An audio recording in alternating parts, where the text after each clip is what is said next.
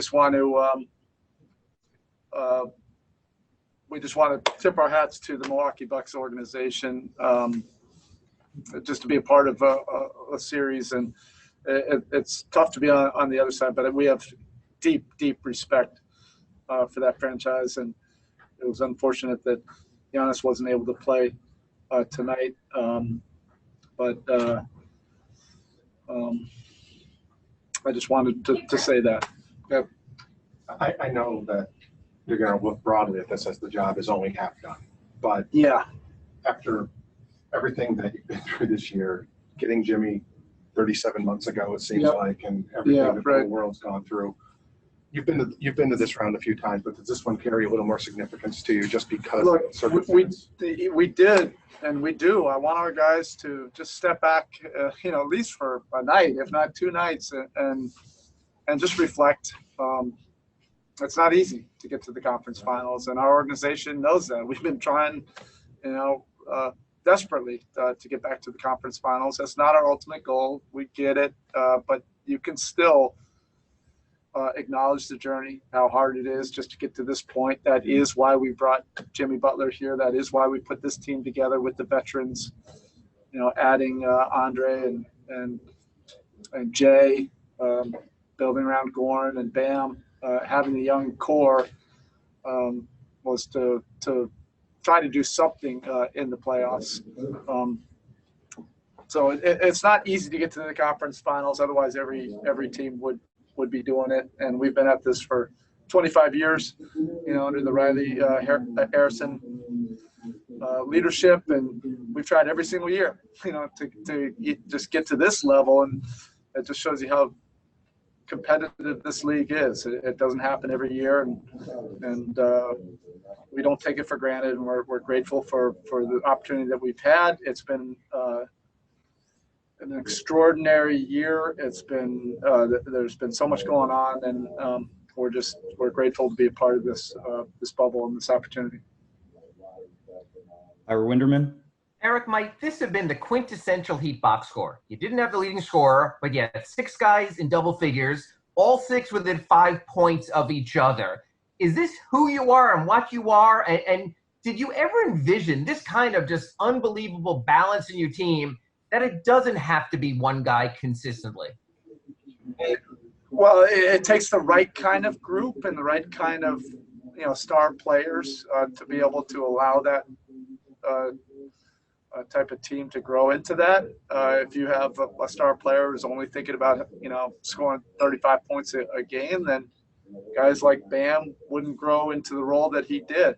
Jimmy and Goran have really allowed guys to grow as the season went on. Our young guys, we learned pretty early on that we were going to rely on them, and so they're going to need a lot of guidance and leadership and confidence in them. So we're built where more guys have to contribute, but in moments of truth, you have a guy like Jimmy or Goran that can take over a game, which is important in the playoffs. But in the second half, it was pretty ugly there. So the game was in the mud. At least we were able to defend, at a pretty high level. The offense was pretty spotty most of the second half. Then a follow-up question about 2 of the sort of unexpecteds. The 20-year-old kid who didn't care that it was playoffs, and Tyler Hero with his 14, and also the 30-year-old in Jay Crowder, who's probably known more as grit guy than scoring and three-point guy. Can you please address both of their contributions? Thank you. A little bit of kind of like what I was talking about just there. We knew that we were going to have to rely on our young guys, so you're going to need to have veteran, experienced players that have been in the playoffs. Jay has been to the conference finals. He's been on a lot of winning teams. There are so many different qualities that we had him tagged as a Miami Heat type guy, and he has lived up to all of them, if not more. He's really surprised me his leadership qualities in the locker room that have really helped. And it feels like he's been with us for years rather than just months. So that kind of leadership helps with with guys like Tyler. Tyler is a much different player now, significantly different than he was coming into training camp back in October. But he works at it. He's humble. And he continues to improve. So it's not just about his confidence; it's about trying to get better and be more reliable. Anthony Chang. Hey, Spo, you were asked about the turnovers in the first quarter on the television interview, and you said that this team really wanted it. What did you sense from your guys tonight as far as just the desperation and just the eagerness to close it out today? Well, we were flying around. It was like we were going 1,000 miles per hour, and you could see it on the defensive end, but offensively, you could just see a little bit of anxiousness.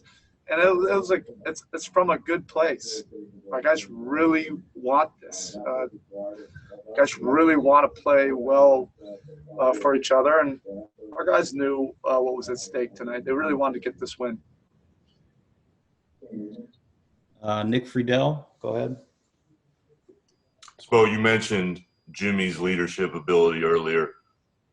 As you've been around him now for over a year, how would you describe his ability to raise the level of everyone else around him?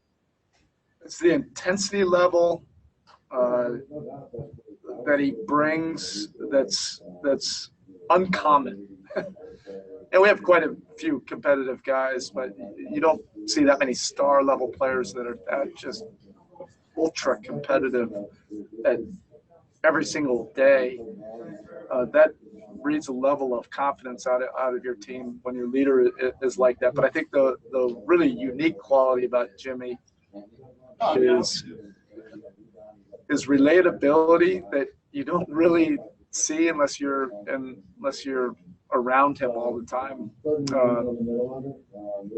He's such a likable guy. Just don't he won't want anybody to know that, I guess. And he's totally cool with the young guys growing and becoming new players, better players as the season goes on. He's not territorial about it all. He's just about winning. And he understands that he needs guys with him. All the big winners, get that. And he's been around long enough to know that, we're going to need everybody and everybody playing at a high level. Anthony Chang, follow-up?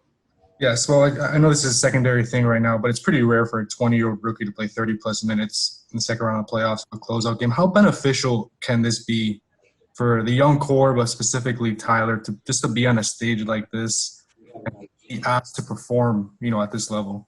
All of it matters. And like I said, it's been a lot of incremental improvement when no one is watching. Now everybody is watching because it's the playoffs, but he had a lot of growing pains during the course of the year, and he brought a great humility and consistency to his work every day to allow himself to be coached not only by the staff but by his teammates. And you're seeing a much different player now than who you saw in November, December. And I'm sure this helps his confidence. And we'll just see what happens, in the next round. David from La Gazzetta dello Sport, Italy. Hey, Coach, congrats for the victory. Obviously, you have a very different team from the last time you've been there. What do you think is going to make the difference in the conference finals for this team? I don't know. Well, give me some time to think about that. We'll get there. Never the next series is decided. Jose Rodriguez. Thank you, Coach. I wanted to ask you a little bit about Tyler and Kendrick, that you had them on the floor by the end of the third quarter, early in the fourth, in a very important moment of the game.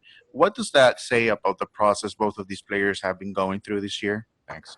Yeah, that's who we are. So we rely on our young players. And if we didn't have the veteran leadership that we have, and then if we didn't add, Andre and Jay, it probably would look a little different, relying on young guys, that much. but they've been given an opportunity to grow. The veteran players are giving them confidence. That's everything in this game. As a young player, trying to learn and figure out this league and trying to figure out how to help a team win. If your veteran players are beating you down all the time, it's tough to have confidence.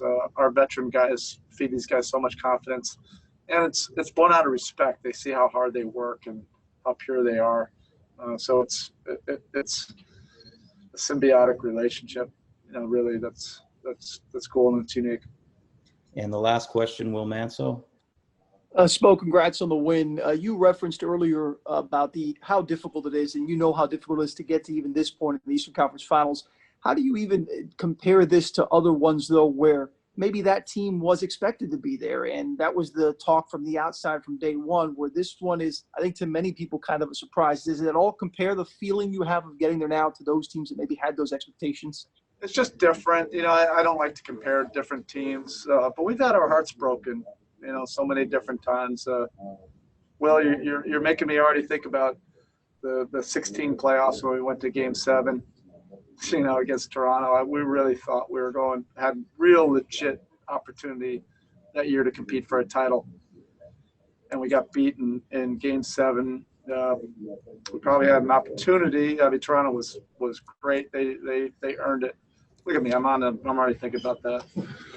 Thinking about, Philly 2 years ago, we have double-digit leads in 3 and 4. This is the sickness of a head coach. That's why I want our guys to really reflect. The veteran players understand.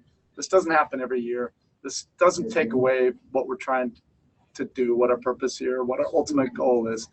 But you can, particularly in a year like this, step back and acknowledge that making the Eastern Conference Finals after all of these months is something worthy, and we can enjoy it without taking away from our ultimate focus on what we're trying to do.